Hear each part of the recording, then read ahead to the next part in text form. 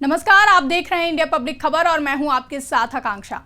झारखंड में इन दिनों सियासी हलचल जोरों पर है। लगातार सभी दल एक दूसरे पर निशाना साधने का काम कर रहे हैं। इसी बीच झारखंड के मुख्यमंत्री हेमंत सोरेन की पत्नी और गांजेय विधायक कल्पना सोरेन विधानसभा चुनाव को लेकर काफी एक्टिव नजर आ रही हैं। झारखंड मुक्ति मोर्चा ने उन्हें गांजेय सीट से उम्मीदवार बनाया है। इस बीच कल्पना सोरेन ने झारखंड की अगली सीएम बनने के सवाल पर अपनी प्रतिक्रिया दी है। साथ ही उन्होंने चंपाई सोरेन और सीता सोरेन को लेकर भी बड़ा बयान दिया। दरअसल झारखंड में सियासी रण सजकर तैयार हो चुका है और इस सियासी रण में उतरते हुए सभी दल लगातार जीत के लिए अपने विरोधी को चित करने की अपनी हर रणनीति पर काम कर रहे हैं। बता दें कि झारखंड की सभी 81 विधानसभा सीटों पर होने वाले चुनाव को लेकर राजनीतिक गलियारों में हलचल तेज है। इन सभी 81 सीटों पर 2 चरणों के तहत मतदान होगा। पहले चरण के लिए 13 नवंबर और दूसरे चरण के लिए 20 नवंबर को मतदान कराए जाएंगे, जिसके बाद 23 नवंबर को चुनावी परिणाम सामने आएंगे। बता दें कि इस बार झारखंड विधानसभा चुनाव कई मायनों में खास होने वाला है। अगर हम पिछले कुछ दिनों को लेकर झारखंड की राजनीतिक गतिविधियों पर नजर डालेंगे तो झारखंड में बड़े उलटफेर देखने को मिले। फिर चाहे वो सीएम हेमंत सोरेन का कथित खनन घोटाला मामले में जेल जाना हो या जेएमएम के कई नेताओं समेत झारखंड के पूर्व सीएम चंपाई सोरेन का पार्टी छोड़ने का सिलसिला, तो वहीं बीजेपी में भी बड़ी बगावत देखने को मिली, जहां सीट शेयरिंग से नाराज बीजेपी के कई दिग्गज नेताओं ने बीजेपी से इस्तीफा देते हुए जेएमएम का दामन थाम लिया। ऐसी ही कई राजनीतिक गतिविधियां झारखंड में देखने को मिली, जिसने झारखंड की राजनीति को 300 डिग्री एंगल में घुमा दिया। अब सामने झारखंड के विधानसभा चुनाव हैं, जिसे देखते हुए एनडीए और इंडिया गठबंधन आमने सामने हैं और दोनों ही गठबंधनों में सीट शेयरिंग के बाद अब एक दूसरे के खिलाफ उम्मीदवार भी उतार दिए गए हैं।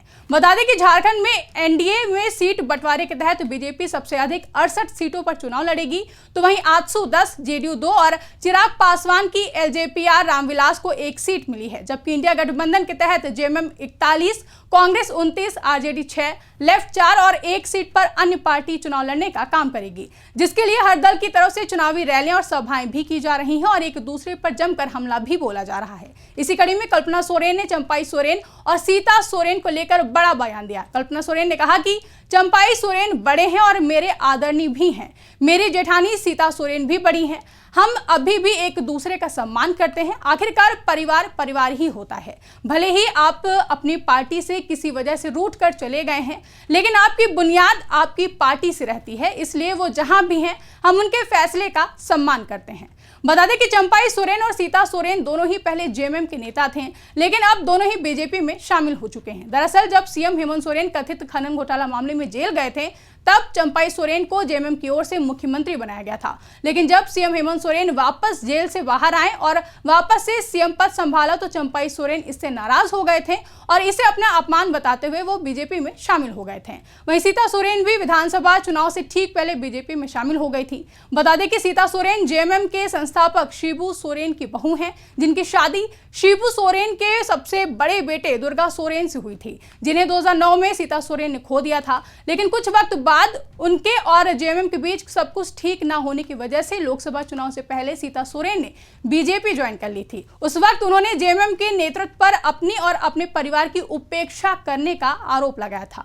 यानी कि आज चंपाई सोरेन और सीता सोरेन दोनों ही बीजेपी का हिस्सा हैं और बीजेपी के टिकट पर जेएमएम के खिलाफ चुनावी मैदान में है, जिस पर कल्पना सोरेन ने बयान दिया है।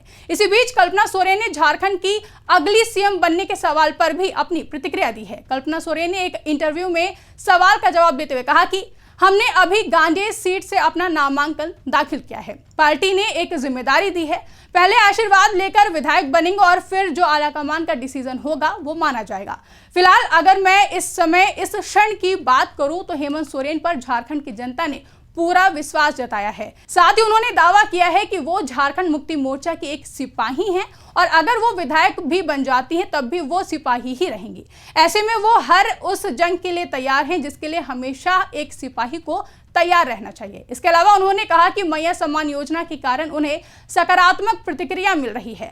उन्होंने झामुमो को आधी आबादी का समर्थन मिलने का दावा किया है। बता दें कि झारखंड में 2 चरणों के लिए मतदान होंगे, जहां पहले चरण के लिए 13 नवंबर और दूसरे चरण के लिए 20 नवंबर को मतदान कराए जाएंगे, जिसके बाद सभी 81 सीटों पर मतदान के बाद 23 नवंबर को चुनावी परिणाम सामने आएंगे। इसके बाद ही तय होगा कि झारखंड का अगला मुख्यमंत्री कौन होगा। फिलहाल आपको क्या लगता है कि कौन होगा झारखंड का अगला मुख्यमंत्री? कमेंट करके हमें जरूर बताएं। साथ ही अगर अभी तक हमारे YouTube चैनल को सब्सक्राइब नहीं किया है तो चैनल को सब्सक्राइब करना ना भूलें।